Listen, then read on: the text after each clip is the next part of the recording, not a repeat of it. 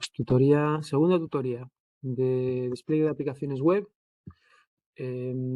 centrados en el servidor web de Apache. Hoy va a ser una tutoría bastante teórica. No vamos a hacer instalaciones ni configuraciones. Quizá enseñemos algún ficherito para ilustrar alguno de los conceptos, pero vamos a centrarnos en hacer un poco más de inmersión en los protocolos de HTTP y HTTPS. ¿Vale? Uno es el protocolo estándar, el protocolo normal, y otro es el mismo protocolo, pero con una capita de seguridad. Y vamos a entender un poquito en qué consiste esa capa de seguridad, SSL, TLS, que llama. Vale, entonces, para explicar estos conceptos me voy a ayudar de dos recursos que tenéis en la webgrafía de la unidad.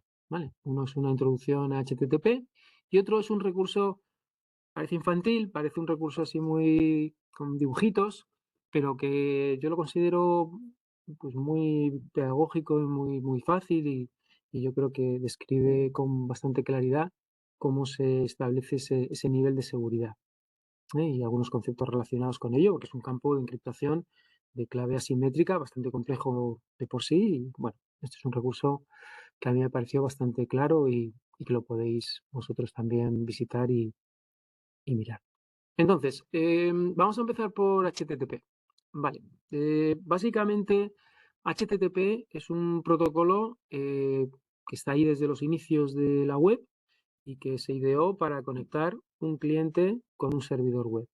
Pensar que todos estos servicios de Internet son servicios con una arquitectura cliente-servidor. Hay un servidor que está dando servicio y los clientes que pueda haber repartidos por el mundo y conectados a Internet, pues son capaces de acceder a esos servicios. Y la web ocurre de la misma manera. Ya empezáis a intuir, ya hemos visto Apache, habéis visto cómo desplegamos las cosas en un servidor concreto y luego desde cualquier cliente que tenga acceso, obviamente, a ese servidor, que esté conectado, que pueda acceder a él con la dirección IP, pues puede solicitarle cosas.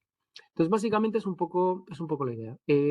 Hypertext Transfer Protocol, Hypertext viene un poco de la época en la que los vínculos se llamaban hipertexto, ¿no? ¿Por qué? Pues porque de alguna manera era la idea de que yo pudiera meter vínculos que en un momento dado me llevaran a otra página y de ahí a otra página. Parece que estábamos saltando en el hiperespacio, ¿no? De los textos y moviéndome de una manera un poco libre de un concepto a otro y de una página a otra. Entonces, el protocolo sí se llamó Hypertext Transfer Protocol, ¿vale? De la manera. Hay versiones, ha ido evolucionando, tampoco exageradamente, tampoco con todos los años que esto lleva, tampoco es que haya millones de versiones, pero sí que ha ido evolucionando poco a poco y, y poco a poco se ha ido sacando partido de este protocolo. Es un protocolo muy sencillo, con muy pocos métodos, pero ya veremos en otros módulos como desarrollo de entorno servidor, veremos que hay incluso ciertos estándares para utilizar estos mensajes de una manera con una semántica bastante alta y que me permite hacer operaciones de modificación, de borrado, de actualización de datos en bases de datos de aplicaciones simplemente por las características del mensaje y la interpretación que se le da. O sea que HTTP, en principio, nosotros lo normal es que no vayamos a utilizar la mayoría de los mensajes, o al menos no seamos conscientes de que se usan, porque básicamente queremos hacer peticiones y que nos lleguen respuestas, y eso lo vamos a hacer con los mensajes GET y POST, no hay muchos más, pero que sepáis que luego se le saca bastante más rendimiento a estos mensajes. Bueno, básicamente hay dos tipos de mensajes. Está el mensaje de petición, el request. Si queréis, puedo traducir al español. ¿Vale? Sí. Tengo el HTTP, el request message, y luego tengo el mensaje de respuesta. Son mensajes distintos, con unas características distintas y con unas informaciones distintas. El mensaje de petición lo envía siempre el cliente desde el web browser y el mensaje de respuesta es el que produce o genera Apache en este caso, que es el web server y que sirve para satisfacer la petición. Vale. También quizá conviene un poco destacar que hay cierta capacidad de negociación entre el cliente y el servidor. ¿Qué quiere decir esto? Bueno, pues que me da cierta flexibilidad para que no necesariamente tenga que hacer un match muy exacto entre lo que puede soportar un cliente y lo que puede ofrecer un servidor. Vale, ¿qué quiere decir esto? Bueno, pues imaginaros, ¿no? Clientes, pues hay de muchos tipos, de muchos fabricantes, en muchas versiones, con más antigüedad, con menos antigüedad. Entonces se soportan distintas cosas, distintos tipos a lo mejor de información para que yo pueda mostrarlos en el navegador.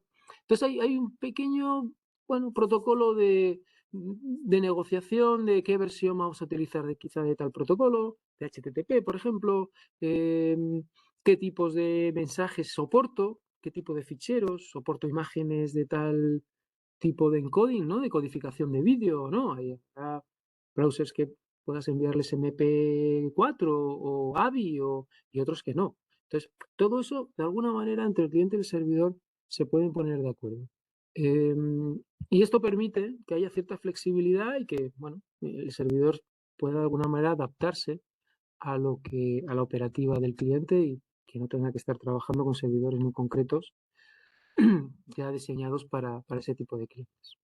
Este es un poco lo que os podéis imaginar, ¿no? Aquí estoy en el cliente, pongo una URL, fijaros que la URL, el Universal Resource Locator, es un término que indica esto que nosotros normalmente escribimos en el navegador, ¿sí? En la barra de direcciones, ¿vale? Pues esta URL, en principio, indica, por un lado, el protocolo con el que voy a hacer la petición, HTTP. Luego, obviamente, el nombre de dominio de la máquina a la que quiero llegar. Si tengo la dirección IP, pues podría utilizar la dirección IP, la dirección de la máquina. Nadie tiene las direcciones IP de los servidores a los que se quiere conectar. Normalmente esos servidores siguen asignados unos nombres de dominio. Lo veremos también durante el curso. Y lo que hace la gente es utilizar esos nombres simbólicos, mucho más fáciles de recordar y más fáciles de utilizar. El puerto, acordaros, el puerto por defecto es el 80 si estamos hablando de HTTP y 443 si estamos hablando de HTTPS. Es el puerto al que tienes que dirigir la petición. Si es estándar, no hace falta que lo pongas porque ya el sistema sabe a dónde dirigirlo. Si por cualquier razón, por seguridad o por, no lo sé, tú has decidido que Apache esté escuchando en el puerto 312, pues tienes que ponerlo porque si no, no llegaría, ¿no? Al servidor que está instalado y escuchando en ese puerto. Y luego una ruta dentro del servidor. Puede ser una ruta real. Nosotros, de momento, las rutas que estamos introduciendo son rutas reales. ¿Eh? Es decir, coincide con dónde está guardado ese recurso dentro del servidor a partir del document root, que es uno de los elementos de configuración que estableces cuando haces la configuración de un servidor virtual en Apache y normalmente y hasta hace poco pues coincidía. Ahora cada vez menos. Ahora esto en principio es información que se le va pasando y en el servidor se lee, se parsea, se obtienen estos datos y luego él decide hacia dónde envía la petición. ¿Vale? O sea que esto cada vez menos, ¿eh? De hecho, tú ahora ya tienes una URL, empiezas a quitar partes de la URL y normalmente ya te dice que eso no existe, que eso no sabe nada de ello, ¿no? Antiguamente, un truco bastante tal, tú empezabas un poco a quitar y llegabas a otros sitios de la web, ¿no? A la misma web, porque como coincidía con el árbol de directorios, pues era fácil moverte por esos recursos. Ahora ya, al principio, hay un procesado posterior. Es verdad que viajan datos en este formato, con las barras, como si fuera una ruta a un archivo, pero la semántica que se le da en el servidor ya puede variar. Vale, pues aquí tengo un poco la descripción del URL. Vamos a bajar un poquito para ver. Vale. Básicamente, cuando tenemos los mensajes, nos vamos a encontrar con esto. El nombre del mensaje o el tipo de mensaje, en este caso es un mensaje GET. La URL a la que va dirigido es este tipo de cadena. La versión de HTTP con la que se va a trabajar. Si es 1.1, hay que incorporar también esta cabecera, ¿vale? Vendrán una serie de cabeceras y quizá también pueda que intervenga un cuerpo del mensaje con datos. ¿Vale? No necesariamente encriptados si es que estás trabajando con HTTP y encriptados si estás trabajando con HTTPS. Esa es la gran diferencia. Trabajando en HTTP, toda esta información, pues alguien que pueda estar haciéndose con esos mensajes que se intercambian los, eh, los elementos de la comunicación, pues podría abrir esos mensajes y ver qué datos se están intercambiando. ¿Vale? Entonces tiene ahí un problema de seguridad bastante importante. Con HTTPS no, porque todo esto viene encriptado y por mucho que lo abras, no puedes leerlo. ¿Vale? En el momento que lo recibe el servidor, te responde y la respuesta básicamente tiene este formato, la versión de HTTP que se ha utilizado, un código de respuesta, y los veremos, hay bastantes. Por ejemplo, 404, ¿no? Todo el mundo lo ha visto. Pues, quiere entrar en algún sitio y ese recurso no existe, o se está, o not found, 404, ¿vale? Por ahí, ¿no? El código que te dice que se ha encontrado y que el servidor te ha servido lo que tú necesitas es el 200, ¿vale? Este es el de éxito. Y aquí vendría pues también unas cabeceras, que ya veremos un poquito en qué consisten, tampoco vamos a entrar en mucho detalle, pero bueno, que veáis un poquito ejemplos de alguna cabecera, y el cuerpo un poco, si es una página, por ejemplo, cuando se devuelve la información porque se ha ejecutado un script PHP, aquí pues lo que se va a devolver pues es la página HTML que se ha construido. Si tú estás solicitando una página HTML que está aquí guardada, estática, pues esto devolverá la página HTML para que se cargue de nuevo en el cliente y aparezca esa nueva página en el navegador. Vale.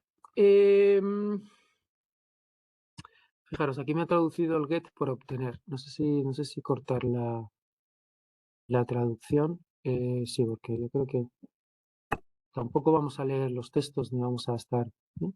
Por no ver aquí tipos de mensaje que vienen de la traducción y no tienen mucho sentido. Este es un ejemplo. Vale, pues un get con una URL, HTTP, el host al que va dirigido, y veis, estos son las cabeceras. Y aquí un poco, pues se puede un poco manejar esa negociación a la que yo os hacía referencia. Aquí en accept digo qué tipo de formatos de imágenes acepto. Vale, puedo decir, pues me puedes enviar cosas en GIF, en JPG, etcétera, etcétera. Esto de acepto lenguaje, también, acepto idioma. Puedo ponerle una escala de idiomas e incluso mis preferencias, con una sintaxis concreta. Entonces el servidor, si tiene esa página creada en varios idiomas, pues me enviará la que yo le digo que es preferencia, o que es la que prefiero. También los encodings. Muchas veces los servidores, para ahorrar ancho de banda, hacen cierta compresión. Comprimen la información que le envían al cliente. Yo puedo decir si lo soporto y qué tipo de compresión o qué algoritmos de compresión soy capaz luego de descomprimir, ¿no? Por ejemplo, GANzip o el Deflate. Como veis, todo esto un poquito pueden ser cabeceras. Esta es la respuesta, y en esta respuesta pues también viene la fecha, el servidor que hizo la respuesta, cuándo se modificó por última vez esa página, un identificador que sirve para saber si esa página se ha cambiado. Pensar que hay también en esta arquitectura hay un elemento que se llama caché, que se puede hacer dentro del mismo navegador. Es que si una página yo la he pedido hace poco, pues ya la reutilizo, no la vuelvo a usar. Entonces, si en algún momento de alguna manera encuentro, porque después de un rato sí que ya vuelvo otra vez a hacer un refresco de esas páginas y veo que esa página que ha llegado es distinta a la que yo tenía almacenada en la caché, en esa memoria poco temporal, pues la reemplazo, porque es más moderna y es la que ahora debería demostrarse en el navegador. Bueno, cositas de este tipo. Si yo puedo pedir a lo mejor un recurso, pero un trocito del recurso, no el recurso entero, sino dame del byte 500 al 1000, podría, ¿no? Entonces también le puedo un poco la respuesta del servidor un poquito también informar eso. La longitud de lo que te estoy enviando, esto es importante, el tipo, lo veremos hoy, lo veremos un poco los tipos que hay, cómo se establece esta información. Esto es muy importante porque para que el navegador pueda leer esa página y pueda presentarla adecuadamente, le tienes que decir de qué tipo es. Los ficheros son variopintos, son de muchos tipos, entonces el navegador tiene que tener esa información para decir, bueno, si es HTML, pues no, pues yo cargo el HTML con mi algoritmo para crear. Si es PDF, pues a lo mejor tengo un plugin o tengo alguna manera un poco de leer ese fichero PDF, interpretarlo y poder mostrarlo en la pantalla. Si es un vídeo, pues tendré que poner en marcha toda mi funcionalidad, dependiendo del tipo de vídeo, para poder reproducir ese vídeo en el navegador. Vale, esa es un poquito la pila de protocolos, un poco por que tengáis referencia. HTTP es un protocolo a nivel de aplicación. Estos son niveles ya con una notación un poco obsoleta de OSI de hace bastante tiempo, y esto es TCP/IP. Esto es lo que vosotros vais a escuchar términos, si estáis dando sistemas informáticos, pues a lo mejor y redes, algo de TCP/IP habéis escuchado, SSL y HTTP lo vamos a escuchar aquí, distintos niveles van proporcionando distintas capas, distintas funcionalidades para que toda esta comunicación sea segura y funcione bien, no se pierdan paquetes, se sepa interpretar la información que llega, ¿no? Entonces, los mensajes en realidad que vamos a ver ahora son los mensajes de aplicación de este protocolo HTTP. Vale, vamos a ver más protocolos en el curso. Vamos a ver, por ejemplo, FTP, ¿no? FTP, de File Transfer Protocol, para transferir ficheros, también es otro protocolo que se colocaría aquí, FTP, ¿no? En este caso, como digo, HTTP. Vale, de nuevo os muestro aquí un poquito el formato de los mensajes, en la cabecera, una línea en blanco, luego el body, vale, en un mensaje de petición. Tenéis aquí muchos ejemplos, ¿vale? Esto podrían ser mensajes de petición, simplificados, obviamente, porque habría que meter las cabeceras que están aquí abajo, este tipo de cabeceras. Y ya podemos un poco intuir, aquí ya vemos un poquito más de tipos, ¿no? Vemos el get, el head, el post, ¿vale? Luego tenemos un poco una descripción de cada uno de ellos. La respuesta, pues lo mismo, tenemos la línea de estado, que es la que viene con el código, el 200, el 404, el 532, 400, y luego una serie de cabeceras y obviamente el cuerpo de la respuesta, donde viene la chicha. Vale, y ejemplos, pues estos serían los ejemplos, ¿no? 404, 403, si es que has configurado el Apache para que esa zona sea protegida, sea privada. Si no tienes los permisos adecuados, no te has autenticado adecuadamente, pues te devolverá este tipo de mensaje diciendo que está prohibido. Vale, y estos son ejemplos también de cabeceras, ¿vale? Tiene que ver con la conexión conexión TCP, por defecto en muchos casos, por cada mensaje que se envía y se recibe la petición, se cierra. Se cierra una conexión que tiene su protocolo de creación para abrirla y luego cerrarla, pues obviamente han pensado, dice, bueno, pues si ya tenemos abierta esa conexión, ¿por qué no podemos enviar más mensajes antes de cerrarla? Y esto un poco te indica esto, ¿no?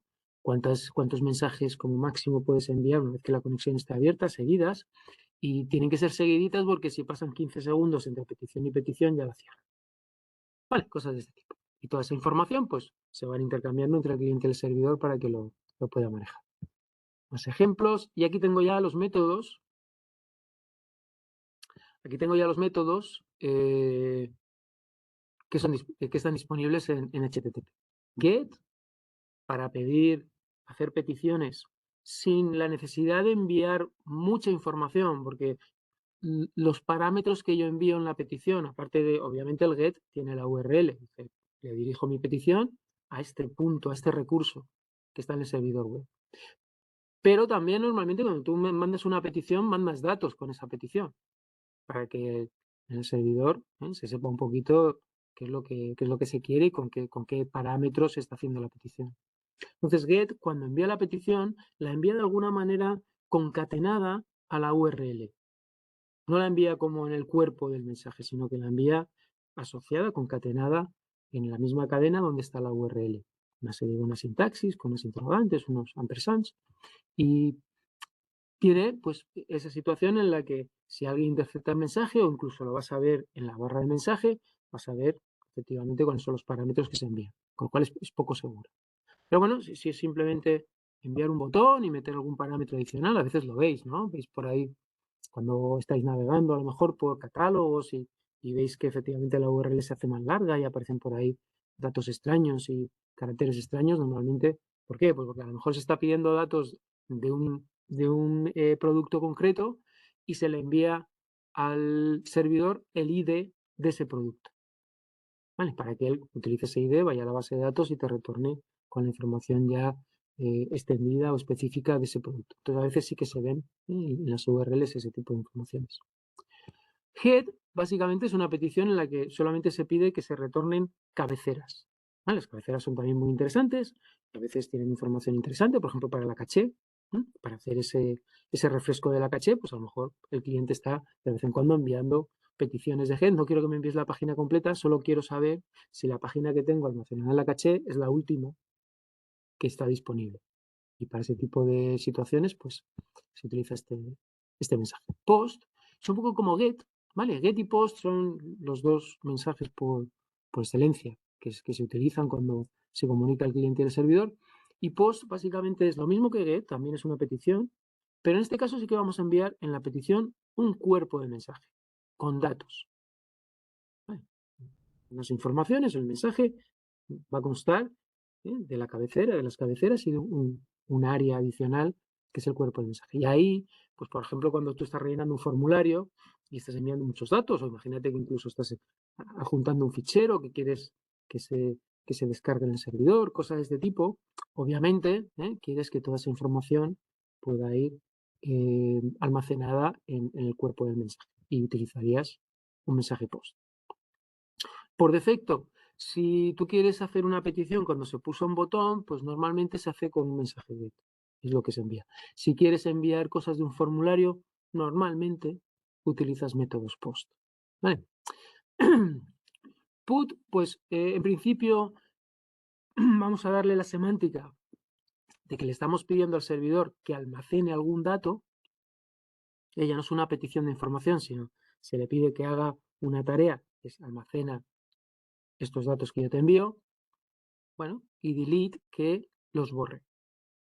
Vale, nosotros cuando estamos navegando normalmente no vamos a utilizar estos métodos. Estos métodos lo utilizarían ya aplicaciones, a lo mejor dentro de JavaScript, coge un poco el control y empieza a mandar este tipo de métodos para establecer comunicación con un protocolo que se llama REST, basado en esta semántica de que si te envío un put, te estoy enviando datos para que los almacenes, si te envío un delete, te estoy diciendo que borres ese recurso a lo mejor de la base de datos. Entonces, todo esto ya es comunicación entre código que está corriendo en el cliente y código y la parte que está recibiendo esas instrucciones que están en el servidor. Trace, pues si hay algún problema, pues te permite un poco seguirle la pista por donde ha pasado el mensaje, sobre todo si los mensajes pasan por proxies y hay una comunicación un poquito complicada. Options es un mensaje muy sencillo que simplemente te demuestra qué métodos soporta el servidor. ¿Vale? Puede ser que haya servidores web que solo permitan o solo respondan a mensajes get y post. ¿Vale? Entonces él te dice, mira, me puedes enviar estos, este y este. Es un poquito lo que te dice Options. Vale, y con que tiene que ver un poquito con conexiones vía proxy. Vale, principalmente, como veis, tampoco es un protocolo muy complejo. Y podéis de alguna manera, bueno, familiarizaros al menos con los tipos de métodos que hay, ver los ejemplos sobre los formatos de los mensajes. Os voy a hacer aquí una pequeña demo. Tampoco voy a entrar en mucho detalle. Como veis, yo puedo utilizar Telnet, que es una aplicación para conexiones remotas ya muy antigua, pero bueno, se puede utilizar también para conectarme con un servidor web y enviarle algún tipo de mensaje de este tipo. Vale, entonces voy a ejecutar Telnet desde Ubuntu Server, tengo el Apache corriendo,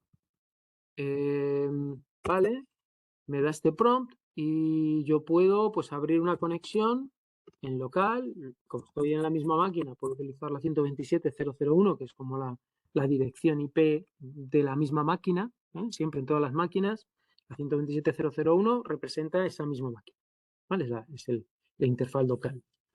En el puerto 80, ¿vale? Me estoy conectando a la máquina en la que estoy en el puerto 80, que es justamente donde está Apache escuchando, ¿vale? Y ahora, pues ya podría enviarle al servidor web cosas. ¿Qué le voy a enviar? Subir esto un poquito. ¿Vale? Pues aquí, por ejemplo, voy a enviarle un get. Acordaros que terminamos desplegando una aplicación PHP, que era la de adivina número. Bueno, pues voy a solicitarle el index.php, ¿vale? Él lo va a encontrar, lo va a ejecutar el script PHP y eso va a conformar una página HTML. Conformar una página HTML, que es la que se carga en el navegador. El navegador lo muestra de una manera muy bonita, con los estilos y de una manera estéticamente, obviamente, para que lo lea un humano, pero nosotros lo que vamos a recibir es el HTML puro y duro, que es el que se cargaría. Ahí, me ha cortado la conexión. Vamos a hacerlo otra vez. Open 127.0.0.1, el puerto 80, y voy a pedir get, decía index.php, y le voy a decir en este caso, para no complicarlo mucho, que esté en la 1.0. Con 2, ¿veis cómo? Y lo que me retorna es todo este HTML que si lo cargara en un navegador sería justamente la página que vimos el otro día cuando desplegamos la aplicación. Vale, pues aquí os vienen muchas informaciones con ejemplos, con datos sobre los mensajes. Aquí, por ejemplo, os organiza un poquito estos códigos de respuesta que os puede dar el servidor. Si empieza por 1, son códigos de información para deciros, bueno, estoy todavía en ello, dame un tiempo, estoy trabajando en la petición que me has dado. Si son 2, y empieza por 2, es que todo ha ido bien. Y bueno, te está dando cierta retroalimentación, pero la petición se ha hecho correctamente. Si es 3, te está diciendo que tienes que redireccionar tu petición. Esto es muy interesante, porque muchas veces pedimos a un recurso a un servidor y el servidor te dice, te envía este tipo de mensaje, te dice, no me lo pides a mí, pídeselo a otro. O en otra URL, en otra localización. ¿Vale? Y el cliente directamente coge y envía una petición al otro sitio, ¿no? A la otra URL.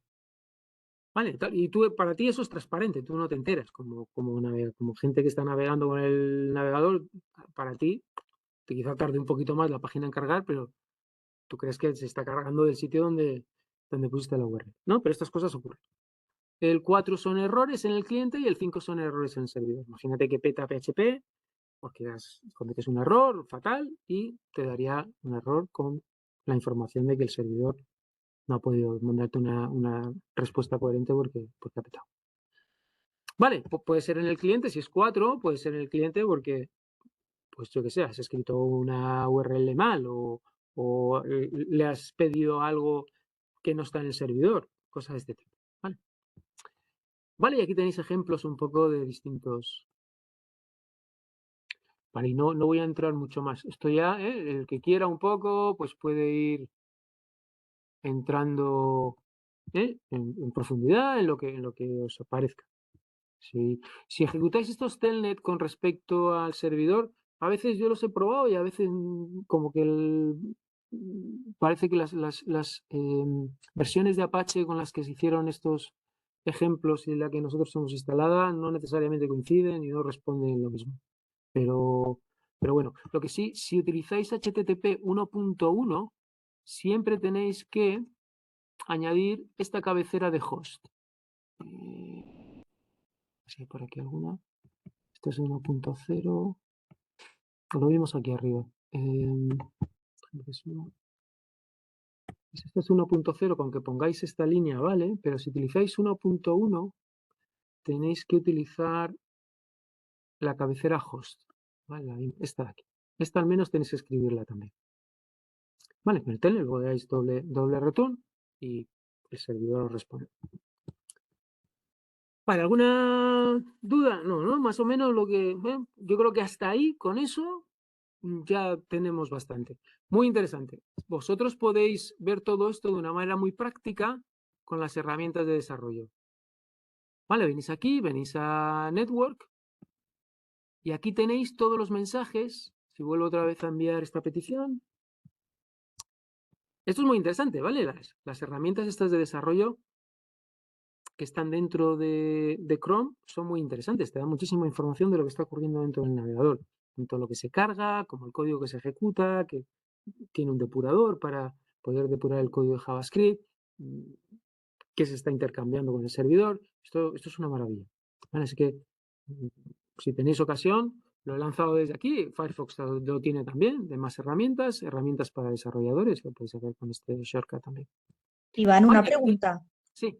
Cuando miras los logs, por ejemplo, hay un fallo en una página al cargarse, y quieres ver el error, por qué ha sido. Cuando tú ves los logs, ¿ahí también te aparecen lo de HTTP que acabamos de ver?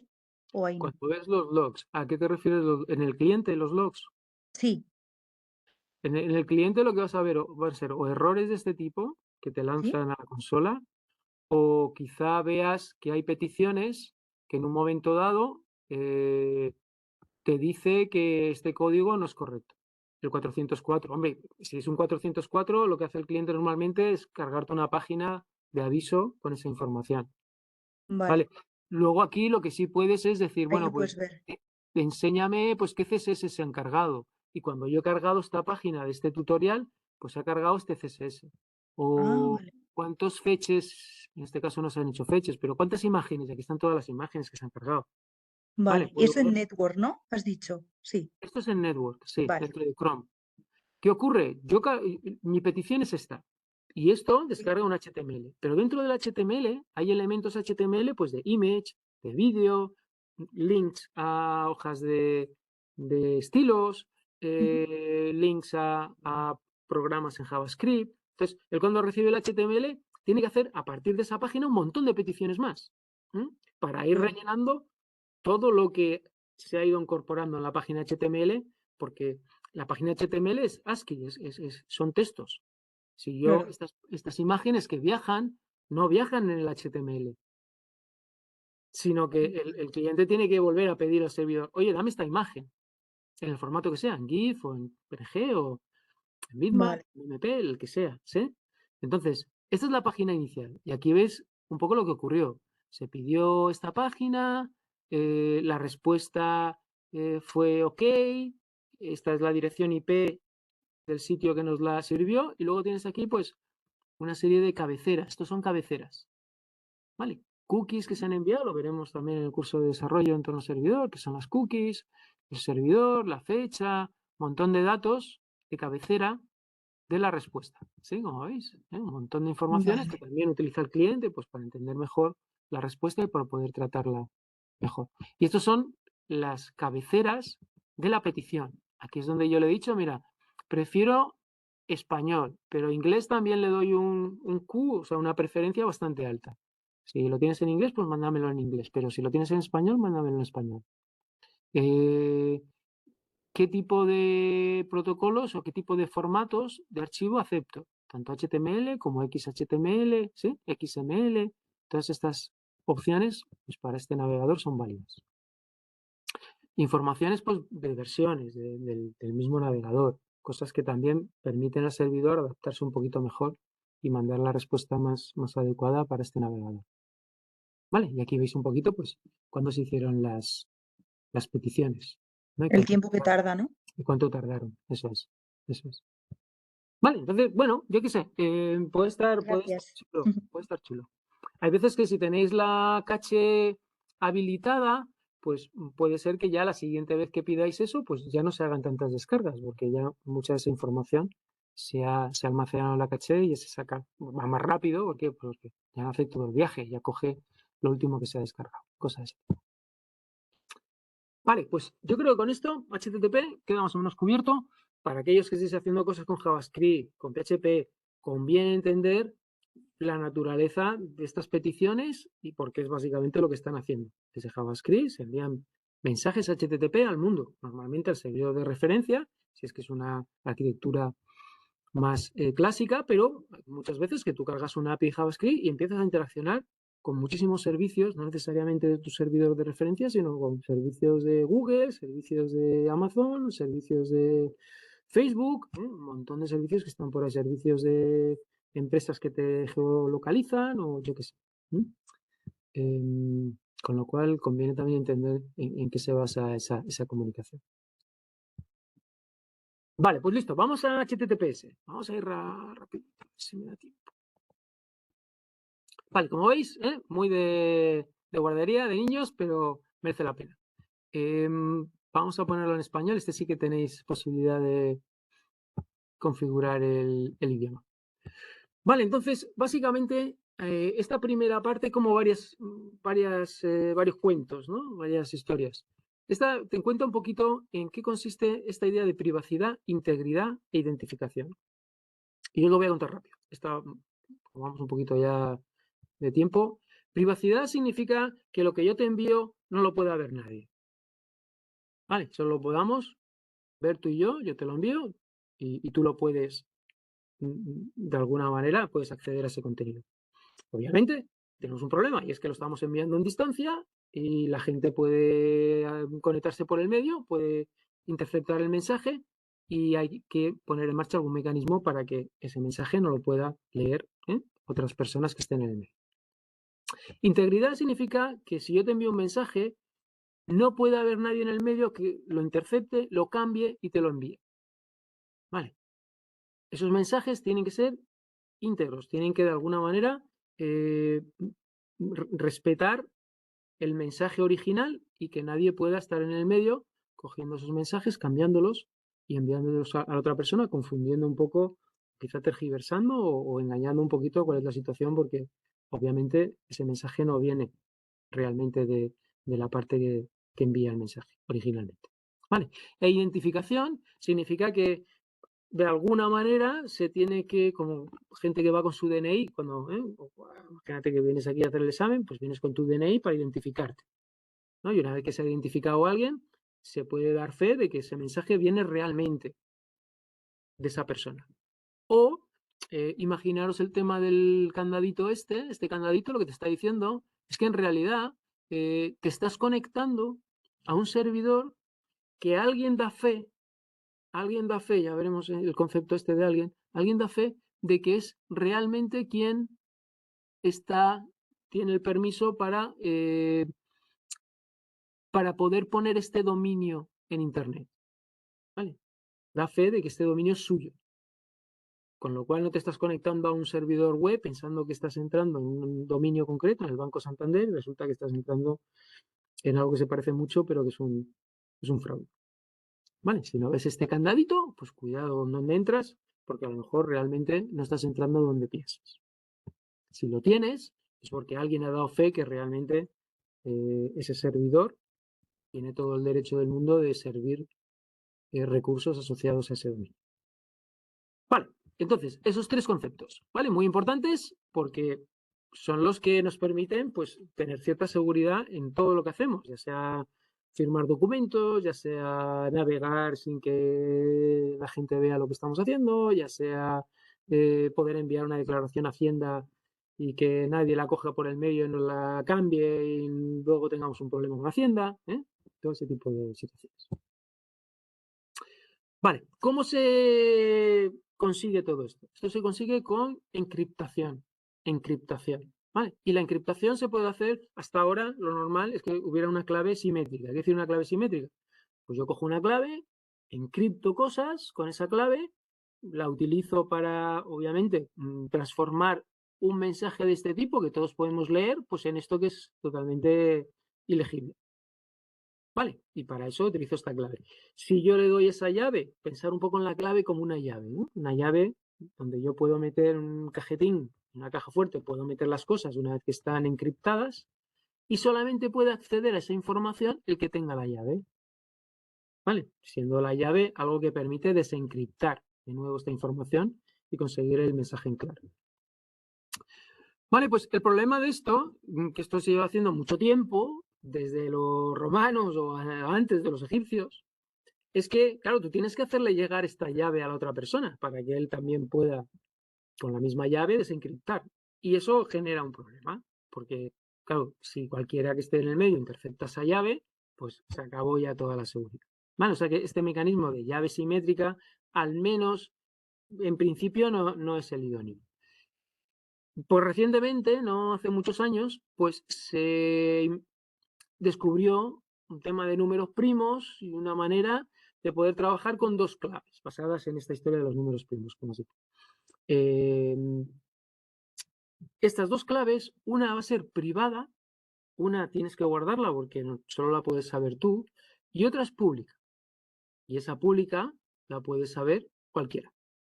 ¿Vale? Cualquiera en principio tiene acceso a de hecho, se la puedes mandar tú. Dice, oye, que esta es mi clave pública, que es la que vas a usar luego para poder decodificar mis mensajes. Vale, vamos a ver cómo trabajamos con estas dos llaves. Y aquí tenemos las dos llaves, la pública y la privada. Entonces, imaginaros que uno de estos personajes quiere enviarle un mensaje al otro. ¿Sí? De tal manera que lo que hace es enviarle enviarle su clave pública. ¿Vale? Le envía. Lo primero que hace, como es pública, no le importa que viaje por la red. Aunque la intercepten, a él le da igual, porque es pública. Está disponible para todo el mundo. Entonces se la envía. Dice, toma, esta es mi clave pública. Entonces, lo que hace este segundo personaje es coger, vale, el mensaje lo voy a cifrar con tu clave pública. La gracia de todo esto es que aquello que se cifra con la clave pública solo se puede descifrar con la clave privada asociada, correspondiente, ¿vale? Por eso son pares. Son pares de llaves. Lo que se cifra con una se puede descifrar con la otra, y al contrario. Pero el que no tenga la llave del par, este cifró con la clave pública de este otro personaje, pues la única manera de descifrarlo es con la clave privada. Y el único que tiene la clave privada, eso sí, una clave que no se ha movido, no ha viajado, porque la han tenido siempre a su cuidado, con esta llave sí que puedo descifrar lo que se me mandó cifrado con mi clave pública. Vale, entonces con eso consigo efectivamente pues muchos de estos beneficios. Privacidad está claro, integridad ya veremos cómo lo hacemos, y identificación también, porque ahí ya entrará el tema de los certificados con un paso más o algún paso más que tenemos que llevar a cabo. Vale, ¿cómo conseguimos que esto funcione entre un cliente y un servidor? Vale, y fijaros que estamos hablando de HTTPS. Esa S significa que va a haber un apretón de manos, va a haber un intercambio, un handshake, al inicio de la comunicación entre el cliente y el servidor. ¿Vale? Basado en todos estos mecanismos de claves privadas, claves públicas. En principio, lo que estamos hablando aquí normalmente es que nosotros podamos poner este candadito en el navegador. ¿Vale? ¿De qué depende que pongamos este candadito en el navegador? Bueno, pues aquí un poquito os va contando. Te hablo un poco de este candadito que tenemos aquí y empezamos un poquito a preguntarnos cómo se ha decidido colocar. De este candadito, de hecho, como veis, puedes sacar información. Y aquí en la conexión segura puedes ir a información interesante como el certificado que permite validar este nombre de dominio y dar fe de que es bueno. Bueno, lo veremos luego. Vale, lo primero que hace el cliente y el servidor es establecer algún tipo de negociación también. Por ejemplo, en la versión de TLS, que es la versión mejorada, la versión más moderna, que van a utilizar. ¿Vale? O sea que al principio lo único que hacen es, hola, soy fulano, ¿vale? ¿Con qué versión vamos a trabajar? Pues con tal versión. Vale, me voy a quedar corto de tiempo. Vamos a terminar esta sección, pero no me va a dar tiempo a terminarlo todo. Terminamos en la siguiente tutorial. Aquí os hablo un poquito de distintos pasos. Primero, en plan, pues choco la mano, a la derecha, a la izquierda, tal. Y luego lo que va diciendo es a qué corresponde cada posición de las manos en el concepto de SSL-TLS. Vale, entonces el primer choque de manos, simplemente, como digo, es ponerse de acuerdo en la versión de SSL-TLS que se va a utilizar. ¿Vale? El cliente le envía una lista de versiones y el servidor le dice, pues vamos a utilizar la mejor de la que podemos tirar, pues utilizarán esa. ¿Vale? El siguiente paso, básicamente, es voy a revisar el certificado que me envía el servidor. ¿Vale? Desde el cliente, empiezo un poco a revisar ese certificado. ¿Qué es un certificado? Vamos a explicar esto y más o menos a ver si queda, si no, hacemos otro hincapié un poquito en la siguiente tutorial. Un certificado es tu clave pública, piensa que este servidor tiene un certificado, tiene una clave pública asociada, digamos, a este dominio, tiene una clave pública y una clave privada. Pero esa clave pública firmada por alguien que da fe y es reconocido por ambas partes, el cliente dice, bueno, yo confío también en esa persona. Si alguien dice, fíate de esta clave pública porque es la clave pública correcta y la que se puede asociar a este dominio, eso sería el certificado. ¿Vale? Es un documento, también texto, pues que viaja al cliente y que, entiéndolo de momento, entiéndolo así, da fe de que efectivamente este sitio web, este servidor web que está instalado en la nube, es el que correctamente puede dar servicio y puede recibir peticiones dirigidas a este dominio. Vale. Nosotros tenemos también certificados. Posiblemente vosotros también tendréis certificados digitales. ¿Con qué lo usáis? Pues hacer trámites. ¿Qué permite? Pues de nuevo, dar fe de que vosotros estáis enviando una clave pública que es la vuestra.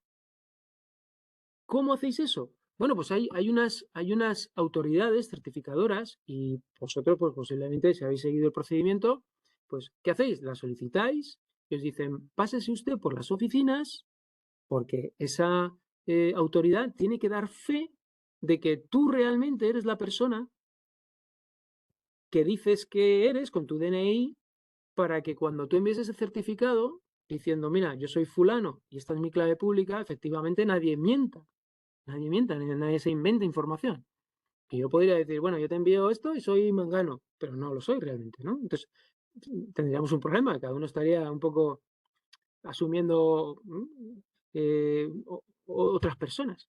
Entonces, esa visita que hacéis al ayuntamiento, a la oficina de la Seguridad Social o a correos, para que alguien diga, ¿ven ustedes su DNI? Usted es fulano. Vale, perfecto. Entonces ya le puedo dar su clave pública dando fe y yo también firmo, yo también firmo que usted es quien dice que es.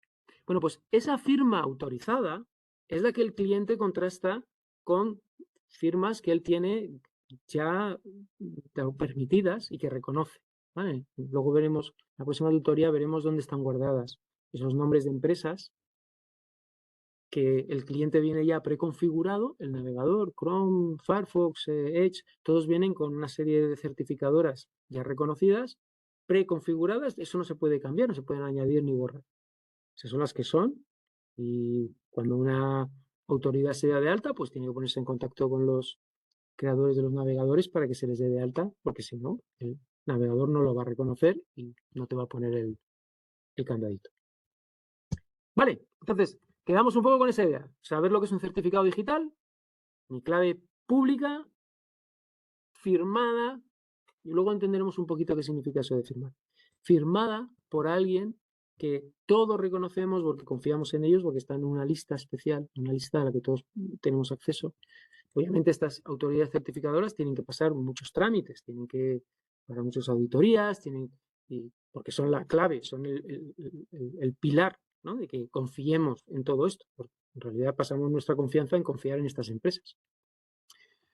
Vale, reviso el certificado, me aseguro que es legítimo y en esto lo que hace el cliente es, vale, muy bien, este tío tiene un certificado legal porque confío en la persona que dio fe de esto, voy a coger su llave pública y con esta llave pública voy a cifrar ahora sí una clave simétrica, una clave de las que tenían antes. ¿Qué ocurre? Ahora sí que le puedo transferir esta clave simétrica al servidor para luego utilizar esa misma clave los dos, para cifrar y para descifrar. ¿Por qué ahora sí es seguro? Porque yo esa clave la cifro con la clave pública del servidor, que solamente puede descifrar el servidor con su clave privada, que solo tiene él. ¿Veis dónde está ahí el kit de la cuestión? Sigo utilizando, en realidad, para luego poder encriptar los mensajes, sigo utilizando una única clave que sabemos los dos, pero el problema es, o la gracia es que ahora yo sí que le hago llegar esa clave, esa llave simétrica, de una manera segura, porque la he cifrado con su clave pública y sé que solamente él puede darle sentido a esa clave, puede descifrarla con su clave privada. Vale, de tal manera que una vez que la reciba, bueno, pues ya se pueden empezar a intercambiar mensajes, ahora ya cifrados, con esa clave compartida. Vale, pues esto es un poquito, digamos, el preámbulo por el cual podemos conseguir que tanto cliente como servidor estén enviando mensajes encriptados de manera segura. Nadie va a poder darle sentido a esos mensajes, y además que esa clave, que es un poco la que permite hacer esa encriptación, también se ha enviado de manera segura y solamente el servidor correspondiente va a poder utilizarla. Vale, pues nos vamos a quedar aquí, pues se nos acaba la clase. El próximo día terminamos con HTTPS y empezamos quizá a trabajar creando ya virtual host en Apache. ¿Vale? Es un poquito la idea que yo tenía, empezar. Luego veremos un poco cómo configurar SSL dentro de Apache, ¿vale? Que es la otra parte. Cómo podemos añadir todo este engranaje a nuestra configuración del servidor Apache en Ubuntu Server, ¿vale? Que también va a ser divertido. ¿Vale? ¿Alguna duda? ¿Alguna pregunta Yo que tengo tengáis? una, Iván, muy cortita. Dime. Y es que yo estoy aprendiendo en mi trabajo, que llevo muy poquito, cuando yo descargo en GitHub proyectos, Ujú, hay dos formas de descargarse, ujú. SSH y HTTPS. Sí. Entonces esa es mi duda, si también tiene que ver con esto, ¿es lo mismo?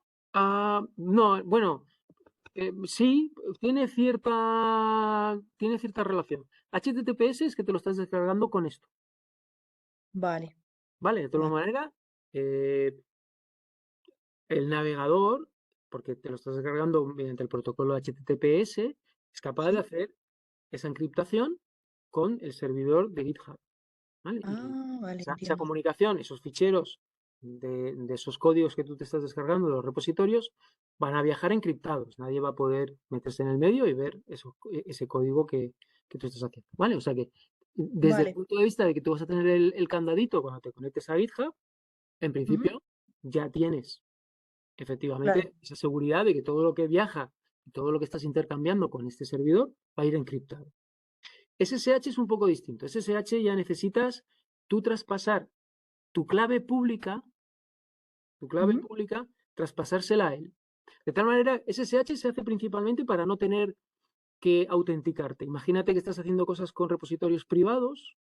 sí, Normalmente, si tú te quieres conectar y quieres bajar algo privado, te va a pedir, dime quién eres, ¿no? Dame tus credenciales. Si tú has claro. utilizado SSH, tú ya has subido tu clave pública al Ah, servidor. Eso tienes que hacerlo previamente. A GitHub tienes que crear tú un par de claves y él está documentado, ¿vale? ¿Cómo hacer eso? Tú subes la clave pública. De tal manera que cuando haces el login o pides algo privado, él mediante algún tipo de mecanismo en el que encripta ya lo cosas con tiene, tu ¿no? clave pública y tú sí que respondes porque dices, vale, soy yo porque soy capaz de desencriptar lo que tú encriptas con mi clave pública. Él ya te Ujú. da esa posibilidad de hacer el login sin falta de que tú metas credenciales. Ah, vale, no entendía la diferencia. ¿Mm? Vale, vale. O sea que SSH ya es más quizá para tu propio repositorio, donde tú tienes control sobre esas claves SSH que puedes cargar asociadas a esa cuenta, y Ujú. HTTPS es pues para descargarte tus cosas de otra gente en la que tú obviamente no vas a poder subirle claves a la Vale, gestión de usuarios. entiendo. Vale, muchas gracias, Iván. ¿Vale? Se me ha quedado súper claro. Perfecto, perfecto, muy bien. Gracias. Vale, pues lo dicho, lo dejamos aquí, ¿vale? Voy a cerrar la grabadora, así que bueno, cualquier duda que tengáis del material que hemos visto hoy, también la ¿Esa enviáis. página está colgada en algún Está lado? en la webgrafía, Vale, ¿vale? Se llama How HTTPS sí que está Works. súper chulo. Está súper chulo. Y si la Sí, leéis, yo he estado haciendo un poquito un resumen, pero si la vais se hace leyendo paso a ameno. paso, se os va a quedar súper claro todo. Ujú. Pues Venga, muchas gracias. venga, vosotros. Venga, chao, gracias. Chao. Chao.